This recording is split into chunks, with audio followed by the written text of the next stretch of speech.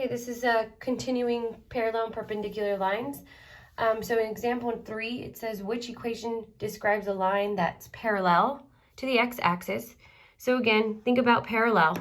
Parallel lines, we know, have the same slope.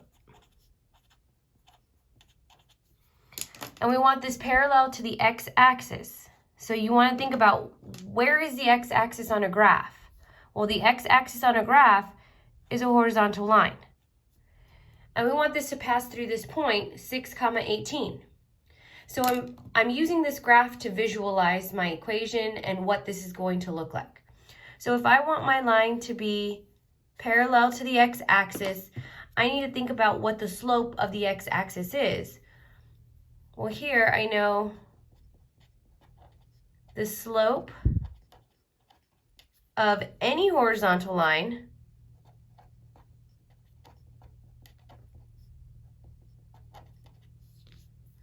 is equal to 0. Think about that HOY acronym that I told you about. Horizontal lines have 0 slope, and we write the equation as y equals. So if we want to write the equation of a line that's parallel to the x-axis, I need to recognize I need another horizontal line that's going to be parallel to this. But it's going to pass through this point here, 6, 18. So if I went to my graph, 6 would be here, and 18 would be somewhere up here, right? So we're just going to say 18 is here. So that if this is my point, 6, 18, and I want another line that's going to be parallel to the x-axis, I know that this line must be horizontal. So in order to write horizontal lines are going to be y equals, and it's going to be the y value where it crosses on that point. So here my equation is going to be y equals 18. Y equals 18 has a 0 slope. There is no rise. It is parallel to the x-axis, and it is written as y equals a value. Y equals the value from that point.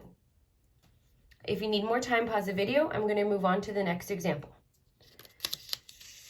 In our next example, the question says, which equation describes a line that's parallel to the y-axis and passes through the point 3, -5?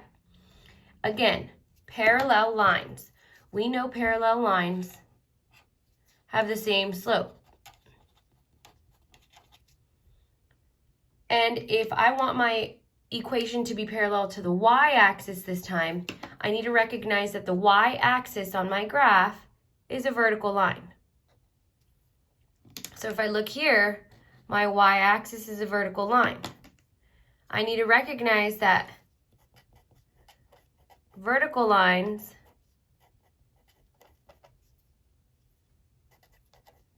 have a slope that's undefined.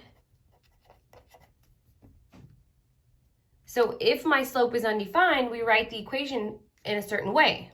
And this is where you want to recognize again, or think about that acronym, VUX. Vertical lines have undefined slope, and we write the equation as x equals a number. So if I have the y-axis here, and I want another line that passes through the point 3, -5, 3, -5 is here. I don't want to draw a horizontal line because that would be perpendicular. I want to draw another vertical line so that it passes through this point, 3, -5. And if I'm going to have a vertical line that passes through the point 3, -5, I'm going to write the equation as x equals a number. Well, x should equal 3 from that point. So x equals 3 here. That is the equation of the line that is parallel to the y-axis because it is a vertical line, and vertical lines have a slope that's undefined. So they both have an undefined slope, and they're both parallel to each other. They will never run into each other. And we write the equation as x equals a value when it's a vertical line.